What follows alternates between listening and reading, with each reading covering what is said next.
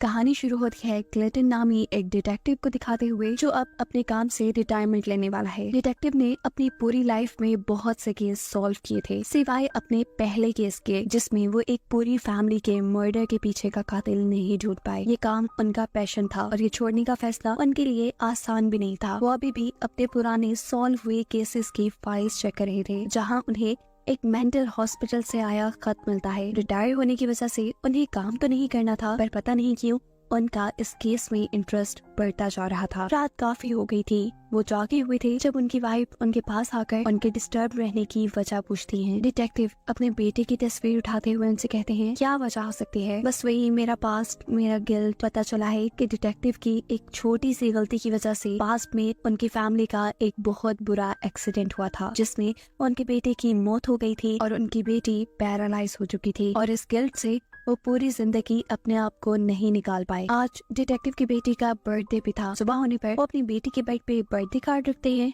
और निकल जाते हैं उस हॉस्पिटल के लिए, जहाँ से बार बार एक डॉक्टर उन्हें लेटर लिखकर बुला रहा था। हॉस्पिटल के अंदर आने पर रिसेप्शन पे सबसे पहले उसकी गन ले ली जाती है, क्योंकि ये एक मेंटल हॉस्पिटल था और यहाँ किसी भी किस्म का हथियार ले जाना मना था। डिटेक्टिव डॉक्टर के रूम में आते हैं तो डॉक्टर उनका ऐसे वेलकम कहते हैं जैसे उन्हीं के इंतजार में वो बैठे थे। डिटेक्टिव जब डॉक्टर से उनको यहाँ बुलाने की वजह पूछते हैं तो डॉक्टर उन्हें एक ऐसे पेशेंट के बारे में बताते हैं जो काफी अजीब था। वो पागल नहीं था, वो अपने आप को सिविल वॉर का एक सोल्जर बताता था। सिविल वॉर इस वक्त से तकरीबन 100 साल पहले हुई थी। रिकॉर्ड्स के मुताबिक वो आदमी सिविल वॉर में मारा जा चुका है, लेकिन अजीब बात यह है कि ये आदमी 20 साल पहले जिंदा पाया गया। ऐसा पॉसिबल तो था ही नहीं कि उस वक्त के लोग अभी तक जिंदा हों। डिटेक्टिव को डॉक्टर की बातें बचकाना लग रही थी। वो डॉक्टर से पूछते हैं कि आखिर आपने मुझे यहाँ बुलाया क्यों? डॉक्टर बताते हैं उस आदमी से मिलने के लिए। वो पिछले कई सालों से मेरे पास है और आपका नाम लेता है। उसके मुताबिक वो आपको अपनी स्टोरी सुनाएगा। जवाब में डिटेक्टिव कहते हैं, देखिए डॉक्टर, मैं इस काम से रिटायरमेंट ले चुका हूँ।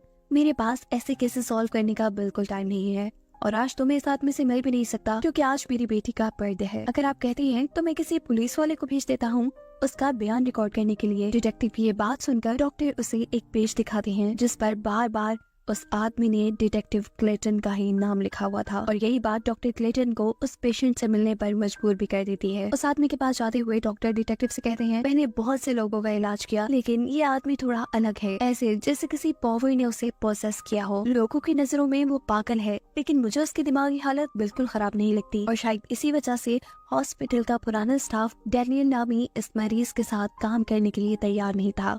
डैनियल को सभी पेशेंट से भी अलग रखा गया था, जिसके पास इस टाइम सिस्टर रोज थी, जिसे डैनियल की हालत के बारे में ज्यादा खबर नहीं थी। डिटेक्टिव जब डैनियल को देखते हैं तो वो उन्हें एक लाश लगती है। वो डॉक्टर से कहते हैं, अच्छा मजाक है, मैंने ऐसी सड़ी हुई लाश जिंदगी में पहली मर्तबा देखी है।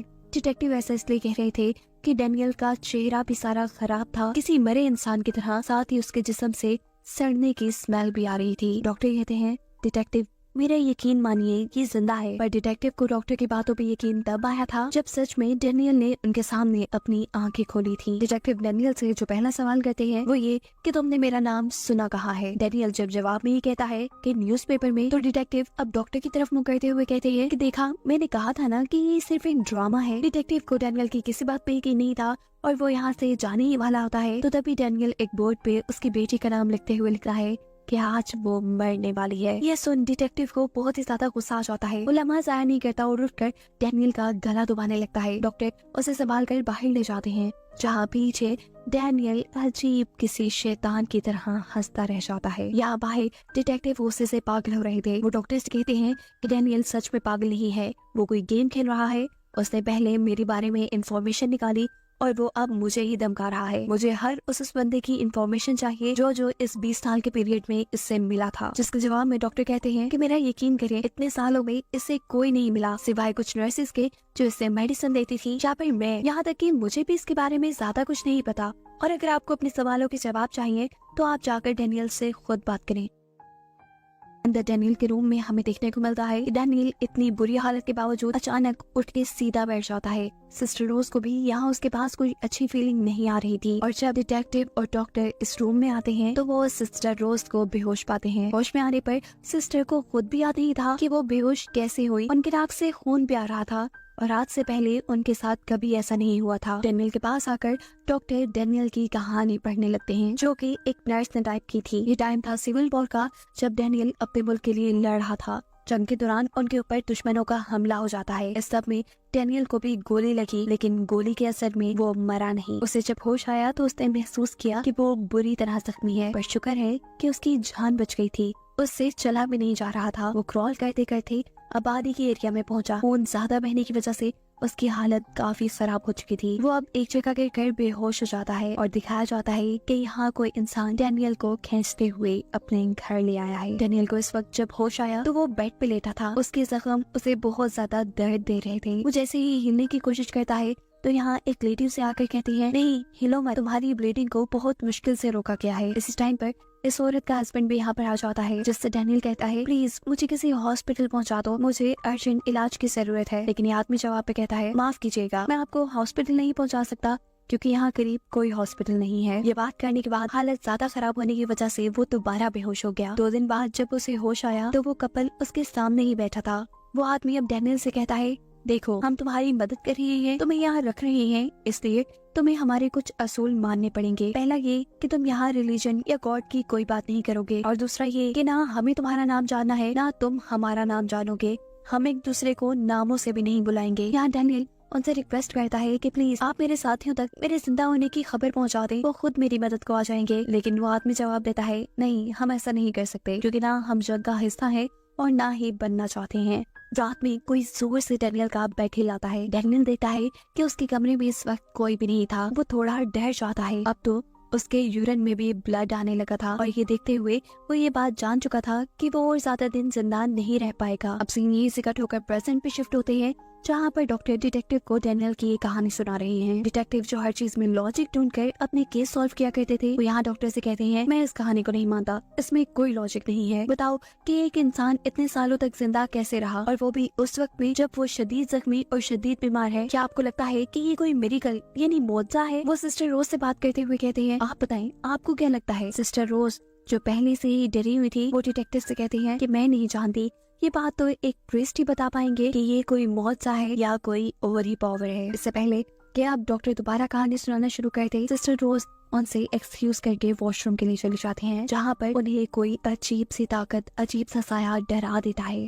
यहाँ डिटेक्टिव डॉक्टर से पूछते हैं कि डेनियल की ये कहानी किसने टाइप की। डॉक्टर बताते हैं कि एक नर्स ने टाइप की थी, लेकिन वो ये टाइप करते ही मर गई, उनको खतरनाक किस्म का कैंसर। इन्हीं बातों के दौरान यहाँ सिस्टर रोज भी उनके पास आती है और उनसे कहती है, प्लीज ये सब जो हो रहा है इसे रोक दें। मुझे लगता है कि उस रूम में डेनियल नहीं है, उस रूम में कोई इवल पावर है। सिस्टर रोज अब इस कहानी को और सुनना भी नहीं चाहती थी। वो इन्हें यहाँ किसी प्रीस्ट को बुलाने को कहती है, लेकिन डिटेक्टिव जिसे भूत प्रेत पे बिल्कुल यकीन नहीं था, वो कहता है, नहीं हम ये कहानी आज ही पूरी करेंगे और इस किस्से को आज ही निपटाएंगे। डॉक्टर कहानी सुनाना शुरू करते हैं और पास्ट में सीन वहीं से शुरू होता है जहाँ डेनियल की हालत काफी खराब है। डेनियल अभी उसकी कपल के घर पे है और उसे इस घर में कुछ अच्छी वाइब्स नहीं आती।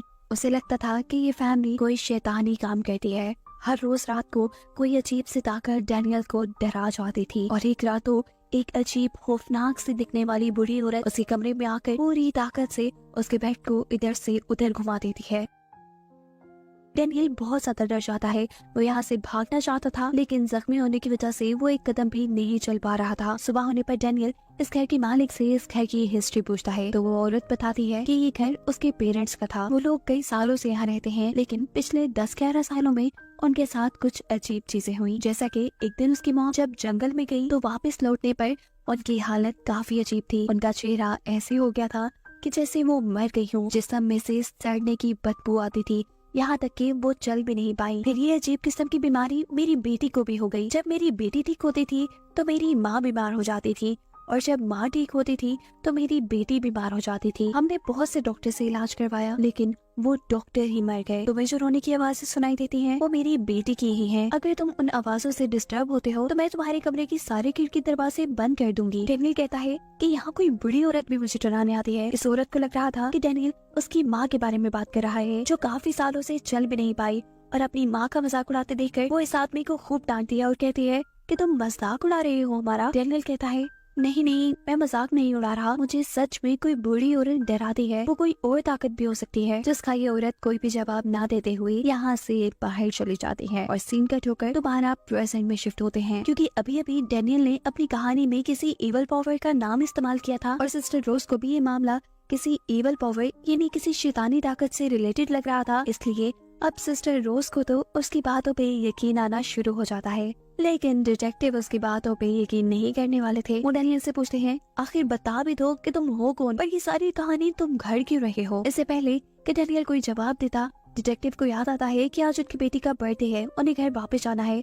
वो यहाँ से निकल जाते हैं और बाहर जाने पे उन्हें पता चलता है कि बहुत तेज बर्फबारी हो रही है, वो अपने घर भी नहीं जा पाएंगे। लाचार उसे हॉस्पिटल के अंदर वापस आना पड़ता है। डेनियल की टाइप हुई सारी कहानी उसके हाथ में थी, जहाँ वो नोटिस करता है कि उसकी कहानी में बहुत से कैपिटल अल्फाबेट्स हैं, जिनको मिलाने से कुछ वर्ड्स बन रहे थे। अब वो क्योंकि यहाँ से बाहर तो जा नहीं सकते थे, तो रास्ता उनके पास यही रह जाता है कि वो इस कहानी पे ही सही से रिसर्च करें। उन्हें अब डॉक्टर पे भी शक होता है कि कहीं वो तो उससे कुछ छुपा तो नहीं रहे, इसलिए वो छुप कर डॉक्टर के रूम में जाकर वहाँ की तलाशी लेना शुरू करते हैं। उसे डॉक्टर के रूम के पीछे एक और रूम नजर आता है, जहाँ पर डेनियल की केस की फाइल्स रखी हुई थी। इस फाइल में डेनियल की पुरानी तस्वीरें थी, जहाँ डेनियल ने कई मर्तबा अपने जिस्म पर डिटेक्टिव क्लेटन का नाम लिखा था। वो अब डॉक्टर के पास जाते हैं और उनसे डेनियल का पुराना कमरा देखने की डिमांड करते हैं। यहाँ आकर डिटेक्टिव डॉक्टर से कहते हैं अगर कुछ और भी आप इस केस के बारे में जानते हैं तो मुझे साफ साफ बता दें। जिसके जवाब में डॉक्टर कहते हैं जितना मैंने आपको बताया यही बस मैं जानता था। और एक अजीब चीज ये भी थी कि इससे पहले डेनियल जिस हॉस्पिटल में था, उस हॉस्पिटल के लोगों ने डेनियल को वहाँ से बाहर निकाल दिया, क्योंकि उनका मानना था कि जो डेनियल के पास ज्यादा देर रहता था वो बीमार होकर मर जाता था। और उनकी बात काटते हुए सिस्टर रोज उन्हें कहती हैं कि मैं जानती हूँ डेनियल के साथ क्या मसला है, उसके ऊपर एक शैतान का साया है। वो डॉक्टर से कहते हैं हमें फौरन किसी प्रीस्ट को बुलाना चाहिए, ये सब हमारे बस का नहीं है। तब डिटेक्टिव सिस्टर रोज को रिलैक्स करते हुए कहते हैं कि मुझे लगता है कि जिस नर्स ने ये सारी कहानी टाइप की थी शायद उसकी दिमागी हालत ठीक नहीं थी, उसने इस कहानी में अपने आप से भी कुछ ना कुछ ऐड कर दिया है और साथ ही मेरे बारे में इंफॉर्मेशन भी लिख दी। अभी वो लोग यही बात ही कर रहे थे कि अचानक उन्हें डेनियल की खौफनाक सी आवाज बेसमेंट से सुनाई देती है। ये लोग जब बेसमेंट में आते हैं तो डेनियल उसी तरह अपने बेड पे लेटा था। डिटेक्टिव अब दोबारा उसकी स्टोरी उठाकर सिस्टर रोज से कहते हैं कि इसमें जितने भी कैपिटल अल्फाबेट्स हैं उनको लाइन से लिख दे। सिस्टर रोज शुरू से उस कहानी के कैपिटल अल्फाबेट्स को साथ साथ जोड़ने लग जाती है, जबकि डिटेक्टिव कहानी का आखिरी हिस्सा पढ़ना शुरू करते हैं और सीन्स दोबारा एक बार पास्ट में शिफ्ट हो जाते हैं, जहाँ इस मर्तबा दिखाया जाता है कि वो बूढ़ी लेडी जो 13 साल से बिस्तर पे ही थी, यानी चल नहीं सकती थी, वो उठकर डेनियल को डराने के लिए उसके कमरे में आती है।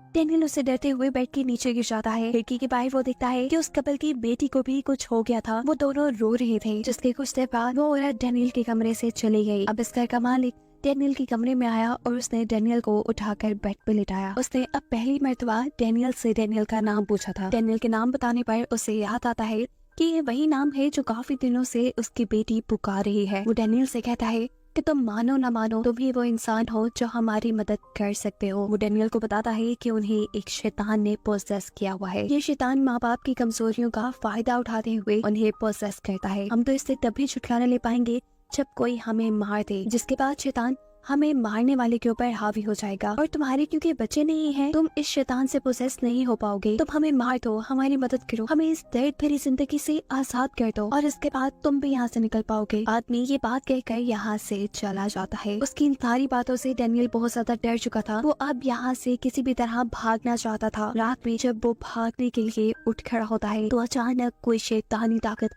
उसे हवा में उठा देती है। वो जोर जोर से चीखें मारता है, जिससे सुनते हुए इस घर के लोग यहाँ तक आ जाते हैं। वो आदमी डेनियल को टांगों से पकड़ कर नीचे की तरफ खींचता है। नीचे आते ही डेनियल अब इन सारी चीजों से बहुत ज्यादा डर चुका था और डरने की वजह से वो अब बिना कुछ सोचे समझे किसी चीज का इस्तेमाल करते हुए उस आदमी को मार डालता है, जिसने अभी उसे हवा से नीचे उतारा था। इसके बाद वो इस आदमी की वाइफ, इसकी बेटी और उसकी माँ सभी को मार डालता है। डेनियल ने जब उस बुढ़ी औरत और बच्चे को मारा तब वो दोनों ही पोसेस हुई भी थी। डेनियल को उस बुढ़ी औरत को मारते हुए कोई मुश्किल नहीं हुई और जब वो बच्चे को मारने के लिए उसके पास गया था तो उस बच्ची को चैन से बांध कर रखा गया था। वो बच्ची उसे मारने के लिए उकसा रही थी, जिसको मारने के बाद डेनियल यहाँ से जा चुका था। हम देख रहे थे कि इतना ज्यादा जख्मी होने के बावजूद डेनियल ऐसे चल रहा था जैसे उसे कुछ हुआ ही ना हो, जिसका साफ मतलब ये था कि शैतान ने अब उसे पोसेस कर लिया है। पता चलता है कि इसी फैमिली का मर्डर वो केस था जिसे डिटेक्टिव आज तक सॉल्व नहीं कर पाए थे। दिखाया जाता है कि अब तक सिस्टर रोज भी सभी कैपिटल लेटर्स को लिखते हुए एक सेंटेंस बना चुकी थी जहाँ लिखा था आई एम इन डैनियल, यानी मैं डैनियल के अंदर हूँ। और ये हिंट दी थी असल में शैतान ने। और ये बात जानने के बाद सिस्टर रोज और डॉक्टर दोनों ही बेहोश हो जाते हैं। इस आदमी से छुटकारा पाने के लिए डिटेक्टिव अपनी गन लेने के लिए जाते हैं। वो जैसे ही गन लेकर लौटता है तो अब डैनियल उसे खड़ा हुआ उकसा रहा था अपने आप को मारने के लिए। डैनियल के अंदर असल में शैतान बोल रहा था। डैनियल के मरने के बाद वो अब डैनियल की बॉडी को छोड़कर डिटेक्टिव की बॉडी को पोजेस कर लेता, क्योंकि जैसे हमें ये बात पता है कि ये शैतान माँ बाप की कमजोरियों को टारगेट करता है, तो फिर इस मामले में डिटेक्टिव तो पहले से ही कमजोर थे। वो हमेशा से इसी गिल्ट में थे कि उनसे उनका बेटा मर गया और उनकी वजह से उनकी बेटी पैरालाइज थी। डैनियल इस वक्त पर क्लेटन को समझाने की कोशिश करता है कि वो डैनियल को ना मारे वरना शैतान उसे पोजेस कर लेगा। पर डैनियल की बॉडी के अंदर मौजूद शैतान डिटेक्टिव को बार बार उकसा रहा था डैनियल को मारने के लिए, क्योंकि वो डैनियल की बॉडी में रह रहकर तंग आ चुका था। उसकी बात मानते हुए